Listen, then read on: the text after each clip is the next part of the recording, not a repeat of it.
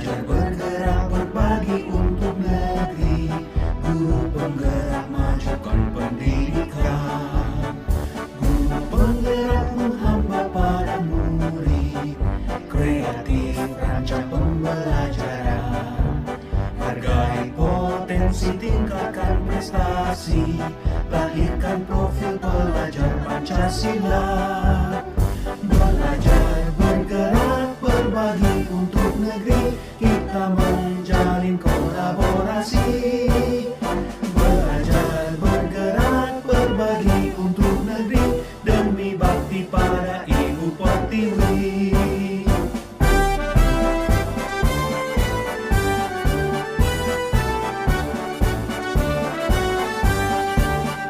Bulatkan tekad, kuatkan hati, negeri ini memanggilmu kawan. Belajar bergerak berbagi untuk negeri, guru penggerak majukan pendidikan. Guru penggerak menghamba pada murid, kreatif rancang pembelajaran. Hargai potensi, tingkatkan prestasi, lahirkan profil pelajar Pancasila. Belajar bergerak berbagi untuk negeri, kita menjalin. Bapak dan Ibu dan juga Ibu sekolah, acara yang pertama kami silakan Ibu Kepala Sekolah memberikan sedikit dukungan atau pengarahan kepada kami. Terima kasih, Bu.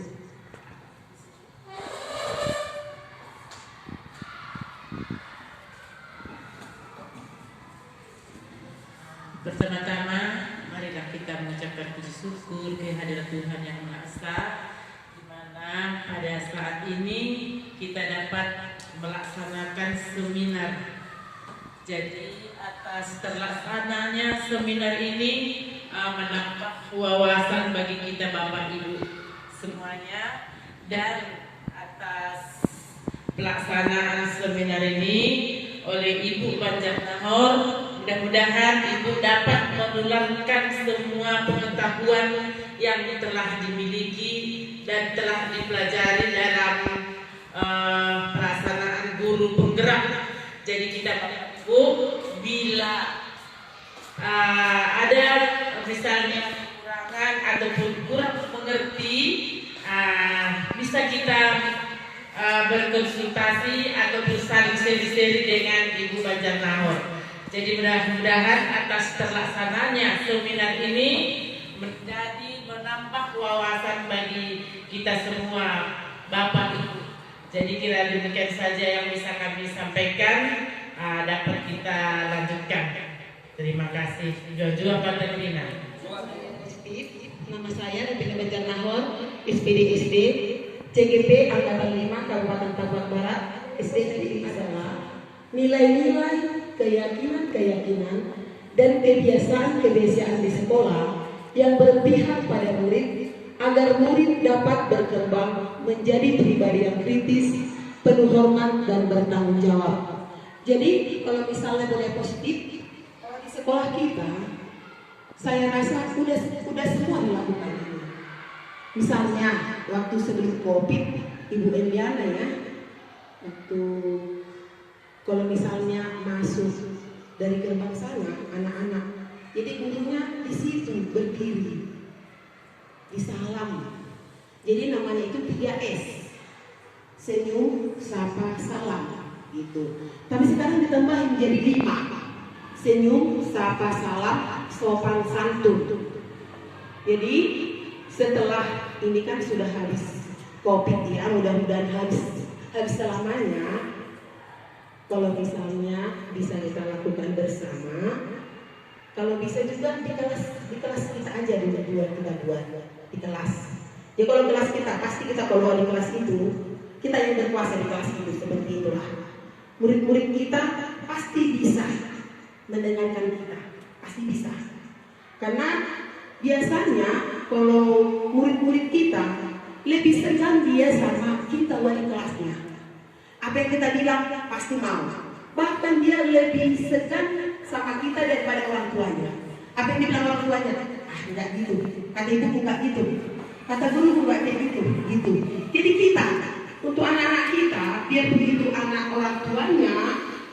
kita yang lebih berhak mendidik mereka itu.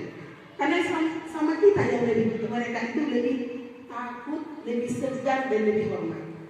Jadi kalau kita biasakan nanti budaya positif di sekolah, pasti di rumah juga mereka itu terbawa. Ya. Jadi kebiasaan-kebiasaan itu sudah kita lakukan di sekolah kita ini. Marilah Bapak dan Ibu, kita lanjutkan nanti kebiasaan-kebiasaan yang baik itu. Bapak pendidikan kita Ki Hajar Dewantara, karena Bapak Ki Hajar Dewantara kan adalah Bapak pendidikan. Jadi banyak ajaran-ajaran yang beliau tuliskan ataupun dibuat dalam media sosial ataupun dalam buku-buku. Salah satunya adalah filosofi pemikiran Ki Hajar Dewantara.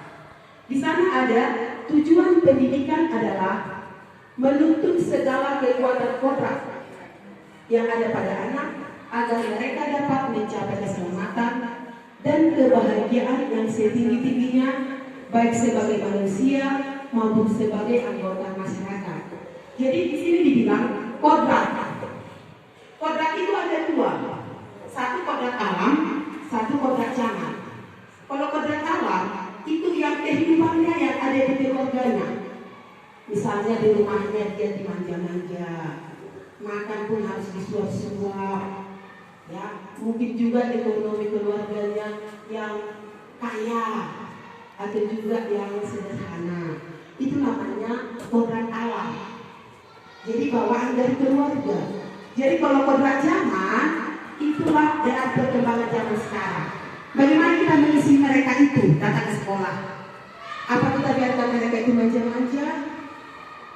Apa kita biarkan mereka itu mengikuti tradisi yang di rumahnya kaya dia, suka-suka nanti mengambil makanan orang misalnya, atau mengejek orang segala macam. Jadi kita para guru ini, kita layak dididik mereka untuk mengisi kodrat zamannya. Jangan kita ajari sampai nanti ke SMA tentang IT semuanya, kita lah yang mengajari. Makanya kalau guru itu dibilang seperti malaikat, bahkan melebihi. Kalau kalian belajar di sini, kita kalau misalnya dalam pembelajaran itu merinding gitu ya. Begitu banyaknya rupanya peran dan guru itu. Begitu kemudian, berarti aku selama ini nggak ada apa-apanya. Sekuku pun nggak ada. Kalau kita mempelajari itu, nggak ada, gitu ya. Karena satu itu harus didukung oleh orang tua. Cuma kita aja ya. Kita berapa jam dari sekolah kan Bapak Ibu? Di rumahnya mereka itu lama.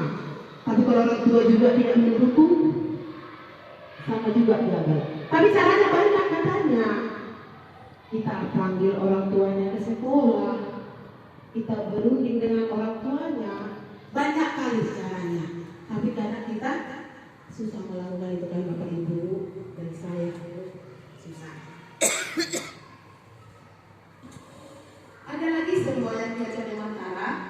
Yang pertama, Ingarso Sutulodo di depan sebagai teladan. Kita sebagai teladan atau contoh bagi anak kita.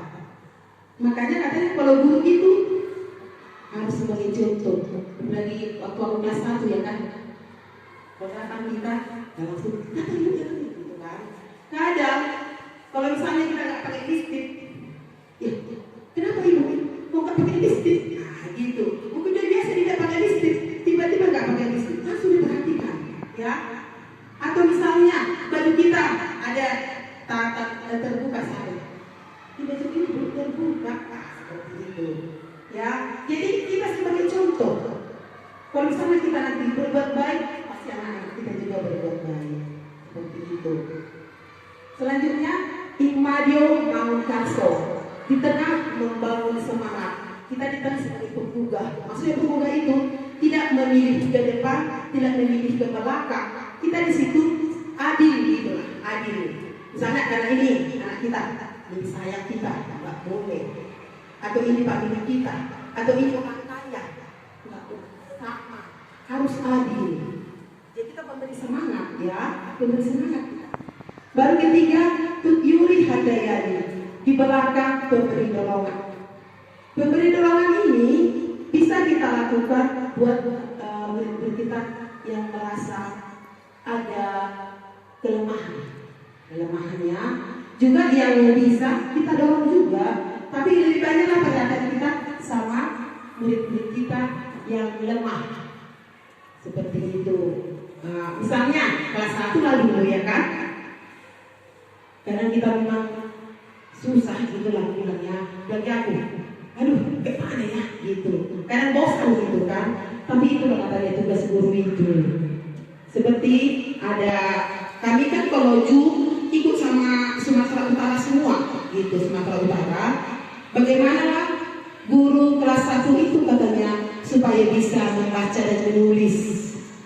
Ada yang bilang kalau sudah bisa dia membaca, bisa dia duluan tapi pisahkan dengan yang lain.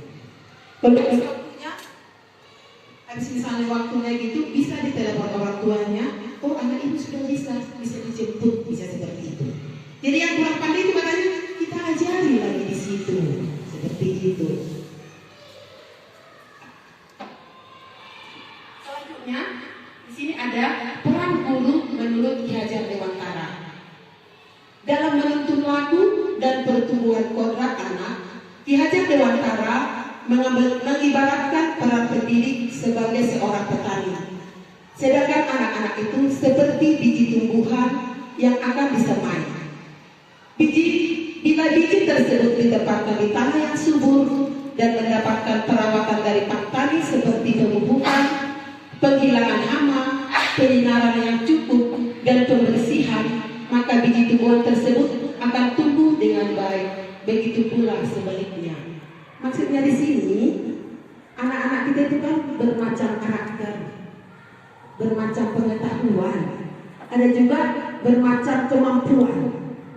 Katanya di sini harus kita tahu, oh anak ini seperti ini, anak ini seperti ini, harus tahu katanya kita. Bagaimana mendidik yang ini? Misalnya kalau dia belajar kayak mana, seperti itu. Jadi kadang kita guru ini ya, kadang kita cepat emosi ya kan, cepat emosi. Kita bilang sekali, 2 kali, 3 kali nggak bisa, oh ya, langsung kita hukum gitu ya kan. Padahal tujuan guru itu perannya sangat mulia, mulia. Kurasa kalau bisa kita jalankan itu bisa masuk surga kita semua, ya kan Bapak Ibu, sampai surga. Karena sangat mulia.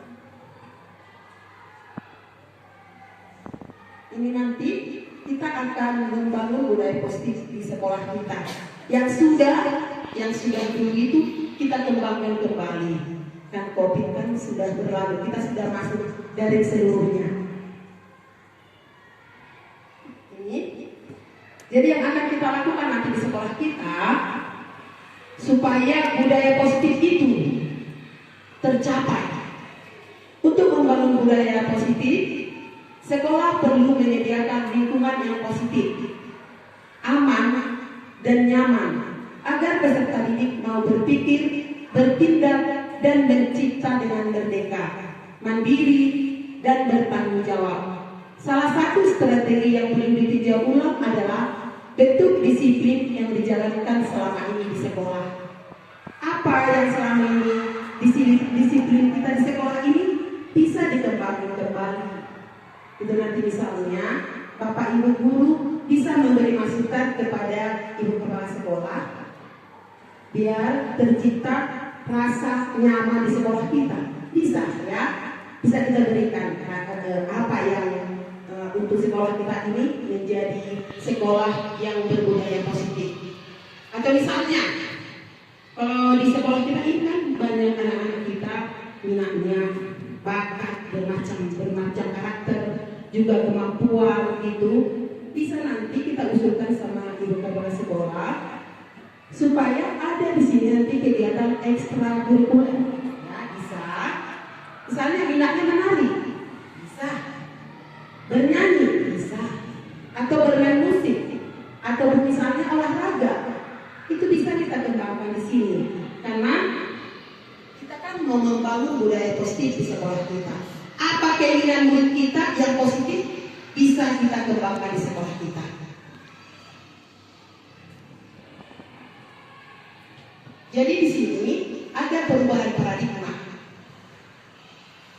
misalnya kita ya mengajar seperti itu juga, atau kurikulum kita yang berganti-ganti. Sekarang ini kita masih menggunakan K13. Katanya mau ada kurikulum merdeka. Kurikulum merdeka, salah satunya inilah, ya, Merdeka Belajar yang dituliskan oleh Menteri Pendidikan kita, Nadiem Makarim. Kami mengupayakan akan transformasi sistem pendidikan melalui Merdeka Belajar untuk menjadikan pendidikan Indonesia yang adaptif. Kami juga menjadikan pengembangan karakter sebagai fokus transformasi pendidikan. Kalau ini memang belum terlaksana ya, belum semua sekolah melaksanakan ini. Tapi salah satunya murid itu mencari sendiri dia. Baru di sana nanti dia bisa mengembangkan bakatnya. Apalagi kita guru nanti jam pelajaran kita akan dikurangi. Yang dikurangi itu menjadi jadi proyek lagi tuh. Misalnya anak kita dalam seni misalnya, suka dia dalam seni. Jadi nanti seni apa dia suka? Kalau misalnya menari, itulah proyeknya. Atau misalnya bernyanyi, itulah proyeknya. Misalnya suka dia dalam matematika, berarti dia nanti di sana bisa diajarin teman-teman cara cepat perkalian misalnya, atau membuat balok misalnya menggunakan kertas bisa langsung bikin begini bisa seperti itu. Caranya itu banyak, bisa kita cari di Google. Karena memang banyak kali bisa pembelajarannya. Kalau di guru penggerak orang itu sudah buka semuanya. Kalau sudah ansar dari IT, semuanya ada. Seperti itu.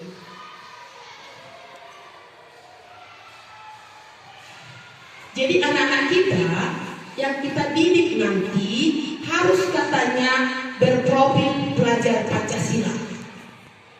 Jadi ciri-cirinya anak-anak yang berprofil belajar Pancasila inilah satu, beriman, bertakwa kepada Tuhan Yang Maha Esa dan berakhlak mulia.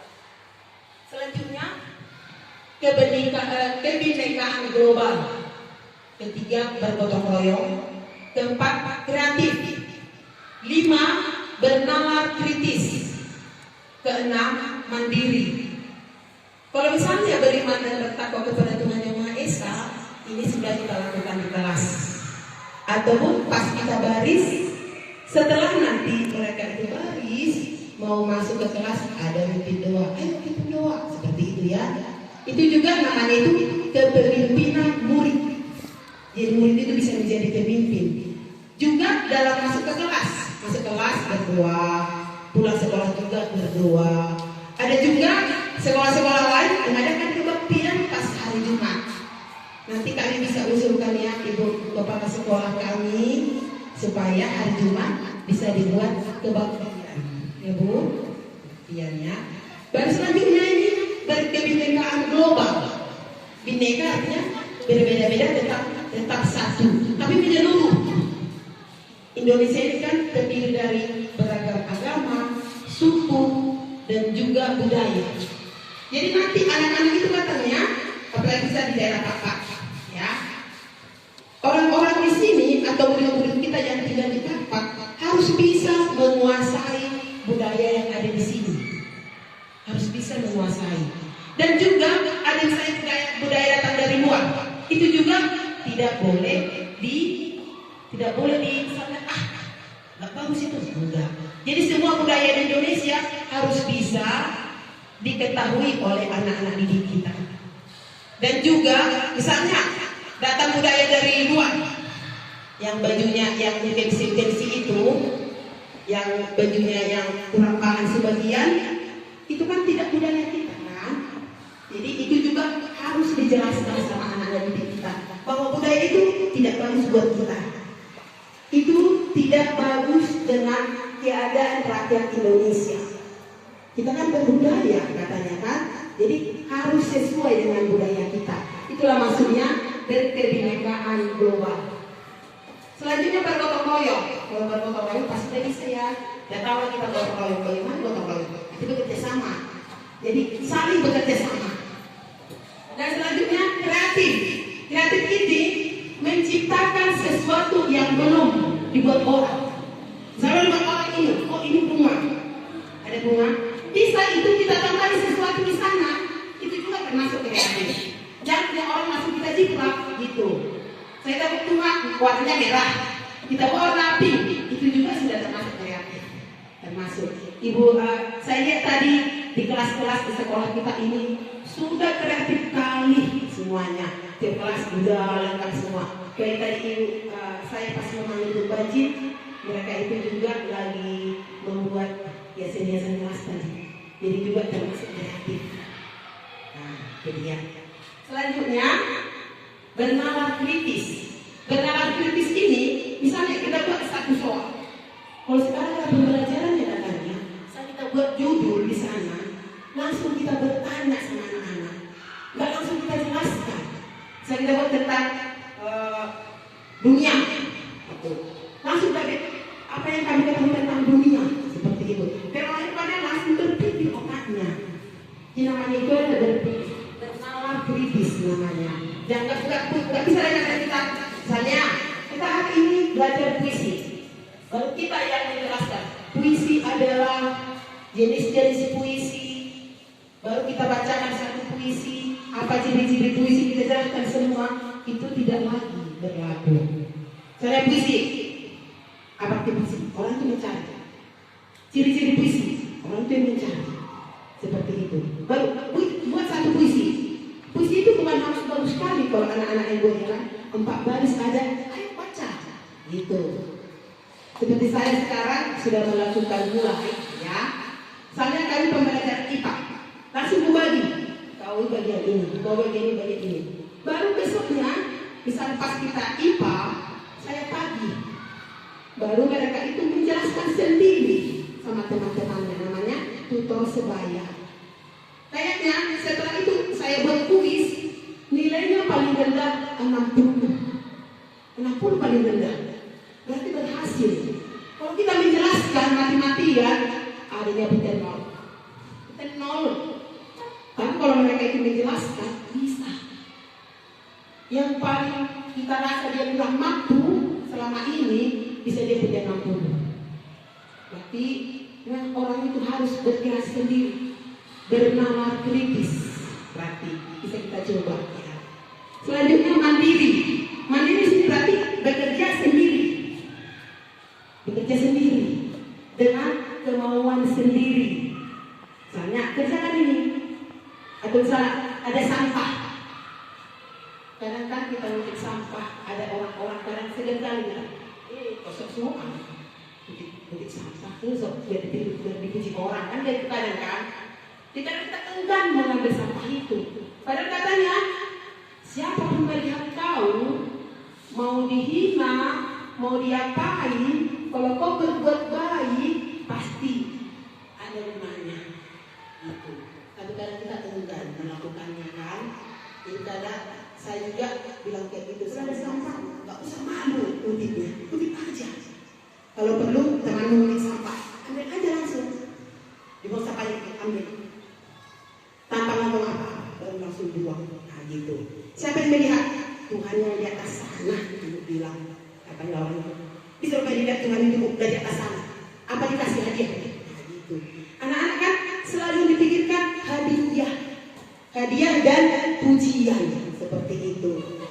Jadi belum datang itu dari dalam dirinya. Seperti itu. Lanjut. Di sini disiplin. Makna katanya, ya, makna kata disiplin. Bapak pendidikan kita, Ki Hajar Dewantara, menyatakan bahwa di mana ada kemerdekaan, disitulah harus ada disiplin yang kuat. Kebanyakan orang akan menghubungkan kata disiplin dengan tata tertib, teratur, dan kepatuhan pada peraturan.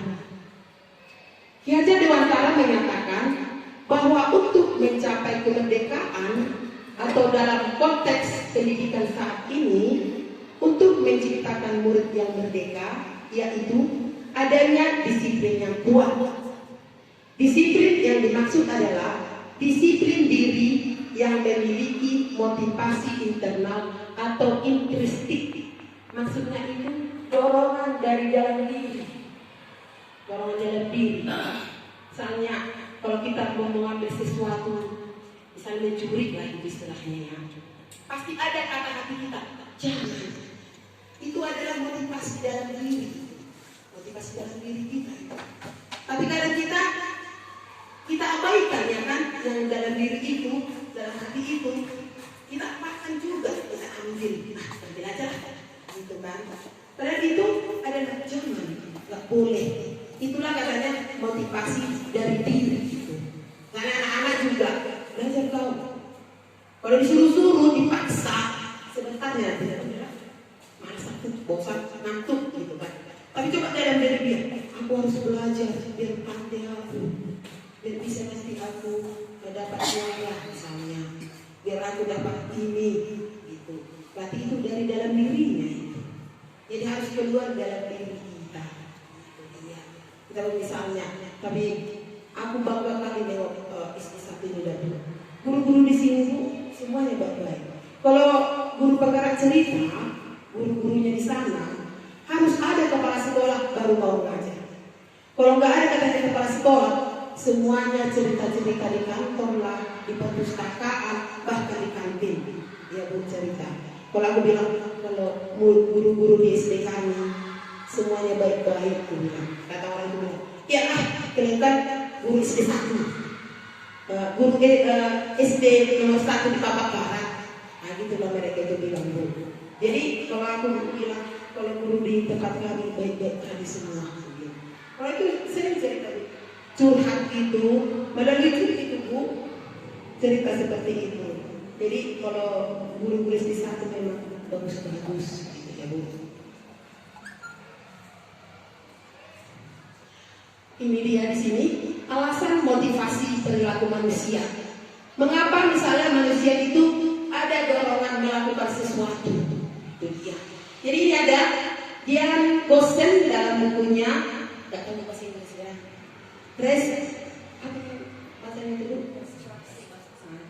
Tahu itu. Menyatakan ada 3 alasan motivasi perilaku manusia. 1, untuk menghindari kenyamanan atau hukuman. Jadi orang melakukan sesuatu itu takut dihukum gitu. Nggak nyaman aku nanti dihukum. Nah, seperti itu. Itu yang pertama. Yang kedua, mendapatkan imbalan atau penghargaan. Biar dia dikasih sesuatu, bisa. Atau biar dia misalnya dipuji. Itu juga yang kedua alasan orang melakukan sesuatu. Yang ketiga di sini untuk menjadi orang yang mereka inginkan dan menghargai diri sendiri dengan nilai-nilai yang mereka percaya.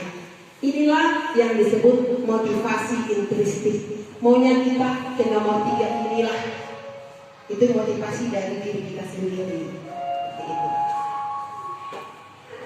Selanjutnya di sini ada 5 kebutuhan dasar manusia. 1, kebutuhan bertahan hidup. 2, cinta dan kasih sayang. 3, kebebasan. 4, kesenangan. 5, kekuasaan. Kebutuhan dasar manusia menurut Dr. William Glasser dalam Joyce Theory. 1, kebutuhan bertahan hidup. 2, cinta dan kasih sayang. 3, memberi dan menerima kasih sayang.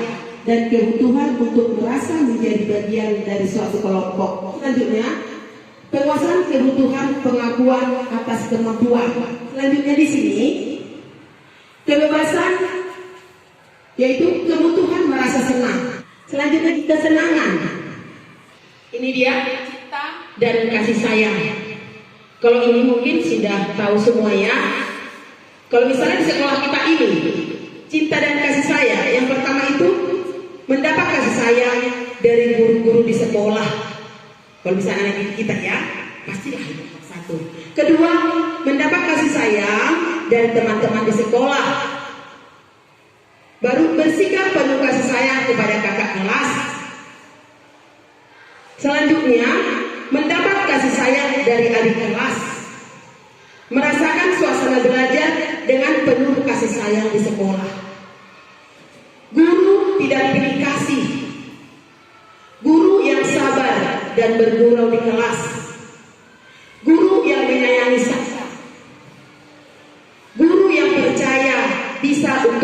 bertukar pikiran. Misalnya ada contoh kasus ini langsung dikutip langsung dari guru penggerak. Mungkin karena kebanyakan yang kasus ini dari SMA. Kalau SD jarang yang melakukan seperti ini. Kasusnya seperti ini. Ibu Mary, guru wali kelas 10 di SMA Pelita Harapan, sedang bingung menghadapi ulah salah satu murid di kelasnya, Doni. Beberapa anak di kelas 10 telah datang padanya dan mengeduhkan Doni yang seringkali meminta bekal makan siang mereka dengan paksa. Jika Anda menghadapi situasi seperti Ibu Mary, apa yang akan Anda lakukan? Menurut Anda, kira-kira apa alasan Doni melakukan hal itu? Jadi kadang melakukan itu mungkin ada rasa lapar, mungkin ya kan? Ada di sini kita lihat. Mungkin juga kebutuhan bertahan hidup itulah karena lapar. Lapar aku daripada nggak ada lapangan, aku curi aja bekal orang. Nah, seperti itu. Jadi dia untuk bertahan hidup. Itu dia ya, untuk bertahan hidup. Selanjutnya cinta dan kasih sayang atau kebutuhan untuk diterima. Jadi misalnya sini dan posisi. Apabila Doni menjawab bahwa alasannya mengambil bekal temannya karena dia merasa senang temannya jadi memperhatikan dia. Misalnya di sini dia kita lihat temannya memperhatikan dia ketika temannya melaporkan tindakannya itu kepada gurunya. Jadi dilaporkan kan. Baru di sini penguasaan. Kita perhatikan penguasaan. Kebutuhan pengakuan atas kemampuan. Dalam kasus di atas, apabila jawaban Doni adalah dia merasa hebat karena temannya jadi takut dengan dia dan menuruti keinginannya, maka sebetulnya Doni sedang berusaha memenuhi kebutuhan dasarnya akan kekuasaan. Selanjutnya, kebebasan. Bila jawaban Doni dalam kasus di atas adalah bahwa dia merasa bosan dengan bekal makanan yang dibawakan ibunya dari rumah, karena ibunya selalu membawakan bekal yang sama. Oleh karena itu, dia ingin mencoba makanan teman-temannya yang beraneka ragam. Maka Doni sedang berusaha memenuhi kebutuhannya akan kebebasan. Kelima, kesenangan. Kebutuhan untuk merasa senang. Di sini ada 5 posisi guru. 1, penghukum.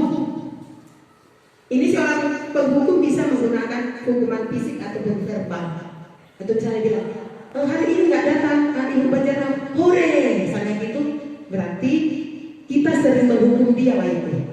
Tapi kalau misalnya bilang, besok ibu nggak datangnya, janganlah bu, oh, berarti kita di situ udah termasuk ke nomor 5. Kita di sana mengajar, ya. Selanjutnya, membuat merasa bersalah. Kita sering, ibu juga sering. Saya tidak mengejar pers, saya bilang, kenapa kalian tidak mengejar PR? Kan sudah ibu bilang. Kita di sana kan merasa kecewa. Jadi pun iya ya, kecewa ibu ini. Itu juga katanya kurang bagus kita lakukan. Jadi itu membuat anak-anak nanti di sana jadi rendah diri. Baru sini teman ini juga sebenarnya bagus, tapi ada kejadian sama kawan guru penggerak. Dia sebagai teman kan katanya muridnya ini. Kalau ibu itu pergi, semua murid-muridnya nangis. Kalau masuk guru lain, gak mau diajari. Ini gak boleh. Ada satu positifnya, ada satu negatifnya. Keempat sini pemantau. Ada di posisi mana aja. Misalnya kita, ada yang terlambat, aku bilang, kenapa lambat? Ceritanya, segini bu, gini. Jadi bagaimana cara kamu biar jangan terlambat lagi? Jadi dia sendiri yang menjawab. Kita bertanya, dia menjawab semuanya. Seperti itu kalau dia mengajar. Gak boleh kita menghukum dengan fisik atau dengan verbal segala macam. Sama ini kalau misalnya ada anak-anak lagi bermasalah, kita memberikan mereka itu nasihat tanpa langsung kau salah. Gak boleh. Ibu juga pernah salah. Apa yang menyebabkan seperti ini? Nah, seperti itu. Harus kita tanya, ibu juga pernah salah. Harus kita bukan, kau salah. Itu katanya dia akan menciumkan hati dan pikiran. Kalau kita bilang ibu juga salah, oh berarti ibu juga tidak salah, berarti aku juga berarti biasa. Berarti aku akan berubah mulai ini. Seperti itu. Nah, dia restitusi tadi menebus kesalahan, bukan untuk menebus kesalahan, tapi belajar dari kesalahan. Baru di sini ada motivasi dua, ada yang dari luar dan juga dari dalam. Nilai-nilai kebajikan namanya atau keyakinan kelas. Kalau kita seorang guru kelas, kita minta dari anak-anak kita, coba biar sekolah, biar kelas kita ini tertib, nyaman, dan mau kalian belajar, apalah kita buat kesepakatan kelas kita. Nanti mereka tulis itu, oh berarti kelasku ya, kelasku antusias sekarang ini belajar. Wah luar biasa, karena kita kewalahan, karena kita nggak siap. Udah gini, masuk kita, masuk di pintu, dilihat kita dari jendela, masih pegang tas, berdiri, langsung gitu. Karena kita masuk merinding kita. Kelasku sekarang seperti itu. Masuk kita, berdiri, syukur. Kalau kita bilang terima kasih, langsung semua gitu. Langsung bahagia kali semuanya. Berarti baru langsung berdoa, bercanda. Langsung cepat-cepat dia berdoa sama bernyanyi. Tapi dalam berdoa selalu pingin semua bernyanyi. Berdoa nggak ada. Aku berdoa ya. Aku bernyanyi ya. Ada gitu. Selalu dia pingin bernyanyi. Sebagian juga pingin berdoa. Jadi antusias, bertanggung jawab, adil, antusias, rajin dan biasa kelas. Dengan kelas di kelasku. Berdoa sebelum dan sesudah pembelajaran. Ini hal kami lakukan terus ini. Biarpun kami terlambat pulang, selalu kami lakukan. 2. Menyanyikan lagu wajib sebelum pembelajaran dan lagu daerah sesudah pembelajaran. Kami kalau mau pulang lagu daerah dari mana boleh. 3. Tepat waktu datang ke sekolah. 4. Tepat waktu dalam mengerjakan PR. Mengerjakan PR ini muridku sekarang semuanya 100% mengerjakan PR. Sekarang buat ke WA group. Misalnya gini, anak-anak kita yang bernama ini tidak tahu atau gini, anak-anak kita yang tidak mengerjakan PR hari ini, PR matematika, masih bilang ini. Jadi sana orang tuanya langsung cek pribadi, yang mana rupanya PR-nya bu? Kata anakku nggak ada PR bu. Ada bu. Terus kita tiap hari ada PR. Mungkin anaknya juga ditumpuk PR-nya dari hari Jumat, Sabtu gini. Atau ada orang tua bilang, ibu tumpukan PR. Tidak. Hari Jumat ini PR ini, hari Sabtu PR ini, hari Senin PR ini. Itu mungkin ditumpuk. Jadi tanggapannya positif banyak, yang negatif juga banyak, tapi nggak masalah. Ibu ini janganlah bu. Antri, tapi ini sekarang masih kurangnya. Baris gitu ke depan di depan kelas. Kalau mau masuk itu periksa kuku segala macam. Baru nanya kali-kali. Baru hukuman yang tidak tahu kali-kali. Yang pertama menyapu tetap. Sekarang siapa yang tahu kali-kali menyapu kelas selama 2 hari dan mengepel. Tadi nggak ada lagi yang tidak tahu kali-kali. Semuanya bisa. Berarti ada perubahan. Baru sini mendengarkan orang yang sedang berbicara. Makanya kalau waktu itu bicara semua. Tapi sekarang sudah mulai. Baru sini menjaga kebersihan kelas dan sekolah. Kalau sekolah mungkin belum, harus dibilang bersihkannya, bubar barisan, kutip sampah, nah, seperti itu. Tapi di kelas kalau ada sampah udah dikutip, seperti yang kata ibu, dibuang. Mudah-mudahan berlanjut seperti itu terus. Selanjutnya di sini menjaga ketertiban di kelas dan sekolah. Nah ini, kalau ini saya rasakan sekarang menjaga ketertiban di kelas bagi bapak dan ibu guru. Misalnya ada yang tergerak hatinya melakukan budaya positif di sekolah, bisa kita lanjutkan membuat kreatif di kelas dan juga mengembangkan menumpangkan sesuatu yang kita punya. Bapak Ibu, jika ada pertanyaan, boleh Bapak Ibu sampaikan, bisa saya jawab semampunya. Kalau misalnya kurang jelas nanti, sama-sama kita mencari. Di sini saya sebagai sebenarnya tenaga pendidikan di siswi kita, tapi dari beberapa pemaparan yang sudah saya lihat tadi, ada mengenai tentang ekstrakurikuler, tentang bagaimana kaitannya ke budaya positif, dan salah satu ekstrakurikuler itu nanti dapat terwujud dan diterapkan di sekolah kita. Itu saja sih Bapak Ibu yang bisa saya berikan, yaitu saran saya yang bukan sebuah pertanyaan. Terima kasih atas kesempatan.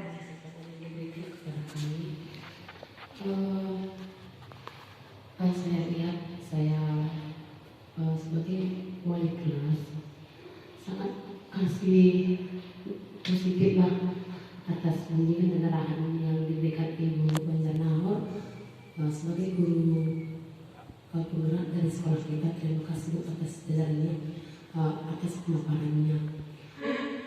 Itu hukuman itu tergantung dari kelas kita, Kalau kelas kita itu kita buat beberapa cara, misalnya nggak bisa juga. Guru itu kreatif, bisa memberikan apa yang bisa biar kelasnya itu aman gitu. Berjalan dengan baik. Atas terlaksananya seminar ini, saya pribadi menggugah kembali, yaitu mengenai pelaksanaan pembelajaran di sekolah kita ini.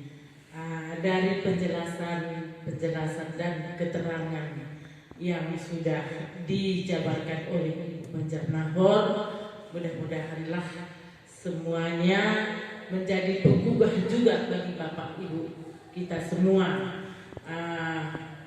Bagaimana sebenarnya pelaksanaan pembelajaran di sekolah kita ini, mulai mengenai peraturan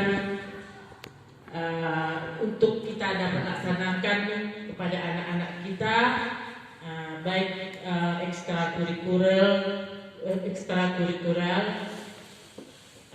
juga mengenai pelaksanaan pembelajaran di sekolah kita, baik di bidang hukuman-hukuman, peraturan-peraturan, dan terlebih-lebih disiplin.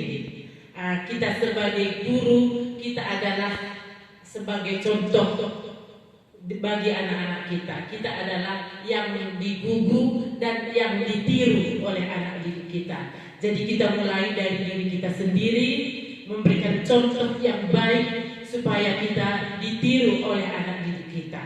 Jadi mudah-mudahanlah semuanya yang telah diterangkan dan yang telah kita dengar oleh Bapak Ibu guru semuanya dapat kita laksanakan dengan baik sebagai acuan kita untuk melaksanakan seluruh pekerjaan kita di sekolah kita ini. Jadi kira-kira demikianlah yang dapat kami sampaikan pada kesempatan ini. Mudah-mudahan dapat kita laksanakan dengan baik. Jadi terima kasih, juang-juang Banta Trina.